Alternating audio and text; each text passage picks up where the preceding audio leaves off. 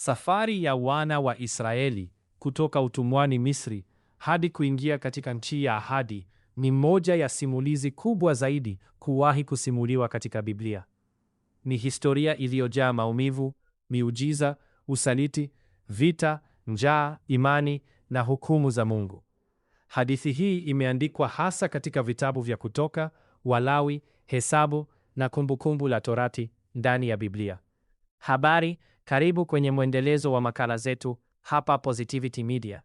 Leo tumekuletea makala kuhusu hadithi ya wana wa Israeli. Hebu tuanze na mwanzo wa wana wa Israeli kuingia Misri. Hadithi inaanza na mtu aliyeitwa Yakobo, ambaye pia aliyeitwa Israeli. Alikuwa na wana 12 waliokuja kuwa msingi wa makabila 12 ya Israeli.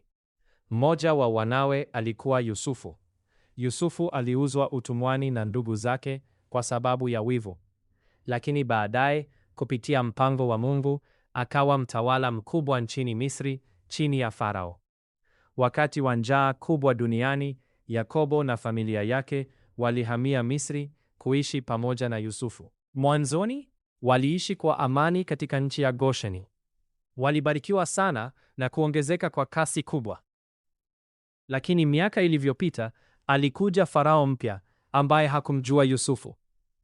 Utumwa wa wana wa Israeli Misri ndio ukaanzia hapo. Farao huyo mpya ambaye hakuwa na ukaribu na Yusufu, alianza kuwaogopa wana wa Israeli kwa sababu walikuwa wengi na wenye nguvu. Alihofia kuwa siku moja wangeasi au kujiunga na maadui wa Misri vitani. Ndipo akawafanya watumwa. Waisraeli waliteswa kwa kazi ngumu sana. Walijenga miji mikubwa kwa matofali chini ya jua kali la jangwani. Walipigwa, walinyanyaswa na walifanywa kama wanyama wa kazi. Lakini kadiri walivyoteswa, ndivyo walivyoendelea kuongezeka. Farao alipowaona bado wanaongezeka, alitoa amri ya kutisha. Kila mtoto wa kiume wa Kiebrania aliyezaliwa auawe. Mama wengi walilia kwa uchungu walipoona watoto wao wakichukuliwa. Mto Nili uligeuka kuwa sehemu ya mauti kwa watoto wengi wasio na hatia. Katika kipindi hicho ndipo alizaliwa mtoto aliyeitwa Musa. Mama yake alimficha kwa miezi kadhaa, lakini aliposhindwa kuendelea kumficha, alimweka ndani ya kikapu kwenye mto Nile. Kwa ajabu, binti wa Farao alimwona mtoto huyo na kumchukua kumlea ndani ya ikulu ya kifalme. Musa alikulia kama mwana wa kifalme wa Misri, lakini moyoni alijua alikuwa Mwebrania. Siku moja alimwona Misri akimpiga Mwebrania. Kwa hasira, Musa akamuua Misri huyo na kukimbilia jangwani. Aliishi miaka mingi huko Midiani akiwa mchungaji wa kawaida kabisa. Baada ya miaka mingi, Musa alipokuwa jangwani karibu na mlima Horebu, aliona kichaka kinawaka moto, lakini hakiteketei. Ndipo Mungu akamuita kutoka ndani ya ule moto. Mungu alimwambia, "Nimeyasikia mateso ya watu wangu walioko Misri. Nitakutuma ukamwambie Farao awaachie watu wangu." Musa aliogopa. Alijiona hafai. Lakini Mungu alimpa ndugu yake Haruni kuwa msemaji wake. Musa alirudi Misri na kwenda mbele ya Farao. Alisema, "Waachie watu wangu waende." Badala yake, Farao aliwatesa zaidi Waisraeli. Aliwaamuru watengeneze matofali bila kupewa majani. Maisha yakawa magumu zaidi. Ndipo Mungu akaanza kuipiga Misri kwa mapigo makubwa 10. Mapigo 10 ya Misri. Pigo la kwanza, maji ya Nile yakageuka damu. Pigo la pili, vyura wakaijaa nchi. Pigo la tatu, chawa wakawashambulia watu. Pigo la 4, inzi wengi wakavamia. Pigo la 5, mifugo ikafa. Pigo la 6, majipu yakawatokea watu. Pigo la 7, mvua ya mawe na moto ikaanguka. Pigo la 8, nzige wakateketeza mimea. Pigo la 9, giza nene likaifunika Misri. Pigo la 10, vifo vya wazaliwa wa kwanza. Pigo la mwisho lilikuwa baya zaidi. Usiku mmoja, kila mzaliwa wa kwanza wa Wamisri alikufa. kuanzia nyumba ya Farao hadi maskini kabisa. Lakini wana wa Israeli waliokoka kwa kuweka damu ya mwanakondoo kwenye miimo ya milango yao. Baada ya majonzi hayo makubwa, Farao aliwakubalia na aliwaambia wana wa Israeli waondoke kutoka Misri. Mamilioni ya Waisraeli waliinuka usiku na kuondoka Misri kwa haraka. Huu ndio uliokuwa Kutoka maarufu. Lakini baadaye Farao alibadilisha mawazo na kutuma jeshi lake kuwafuata. Waisraeli walijikuta mbele ya bahari ya Shamu na nyuma yao jeshi la Misri. Wakaingiwa na hofu kubwa. Lakini Musa akainua fimbo yake juu ya bahari, na ndipo muujiza makubwa ukatokea. Maji yakagawanyika. Kuvuka bahari ya Shamu, Waisraeli walitembea katikati ya bahari kwenye nchi kavu, huku maji yakiwa kama kuta pande mbili.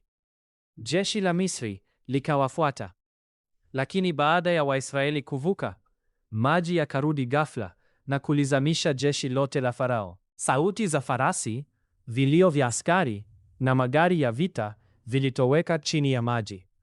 Waisraeli wakaimba nyimbo za ushindi jangwani. Hebu tuangazie safari ya jangwani. Ingawa walikuwa wamekombolewa, safari yao haikuwa rahisi. Walikutana na matatizo mengi sana. Njaa na kiu. Walipokuwa jangwani, chakula kiliisha. Wakaanza kumlalamikia Musa, afadhali tungekufa Misri ambapo tulikuwa na chakula. Lakini Mungu akawapa mana kutoka mbinguni kila asubuhi. Pia aliwapa kware kwa nyama. Walipopata kiu, Musa alipiga mwamba kwa fimbo na maji yakatoka. Waisraeli walipofika katika mlima Sinai ambapo Mungu alizungumza na Musa, mlima ulifunikwa na moshi, radi, moto na sauti ya tarumbeta. Hapo ndipo Musa alipokea amri 10 za Mungu kwenye mbao za mawe. Lakini Musa alipochelewa kushuka kutoka mlimani, watu walichoka kusubiri. Wakamwambia Haruni awatengenezee Mungu. Haruni akatengeneza ndama wa dhahabu.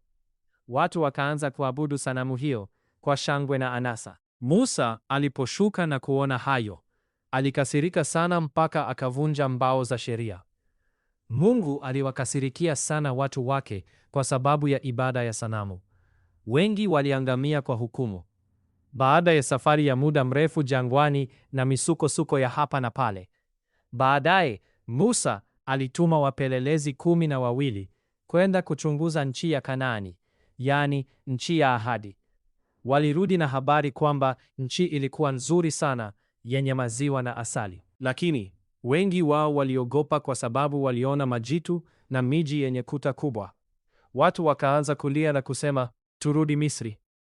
Kutokana na kukosa imani, Mungu alihukumu kwamba kizazi hicho hakitaingia katika nchi ya ahadi. Ndipo Waisraeli wakaanza kutangatanga jangwani kwa miaka 40.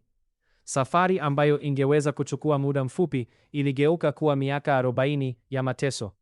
Walipitia vita dhidi ya makabila mbalimbali, magonjwa, maasi dhidi ya Musa, nyoka wenye sumu walioua wengi, hukumu za Mungu, vifo vya kizazi kizima kilichotoka Misri. Wakati mmoja, watu walimwasi Musa tena. Mungu akatuma nyoka wenye sumu. Watu wengi wakafa. Lakini Mungu alimwamuru Musa atengeneze nyoka wa shaba na kuuinua juu. Kila alimtazama alipona. Baada ya miaka 40, kizazi kipya kilikuwa tayari kuingia Kanaani. Lakini Musa mwenyewe hakuruhusiwa kuingia katika nchi ya ahadi, kwa sababu alimkosea Mungu wakati mmoja jangwani. Musa alipanda mlima Nebo na akaiona Kanaani kwa mbali. Ndipo akafa huko. Waisraeli wakamlilia kwa siku nyingi. Baada ya Musa kufa, uongozi ukachukuliwa na Yoshua. Wakavuka mto Yordani na kuanza kuiteka nchi walioahidiwa. Mojawapo ya matukio maarufu ni kuanguka kwa kuta za Yeriko baada ya Waisraeli kuuzunguka mji huo kwa siku 7 huku wakipiga tarumbeta. Hatimaye, baada ya safari ndefu ya mateso, majaribu na miujiza, wana wa Israeli waliingia katika nchi ya ahadi.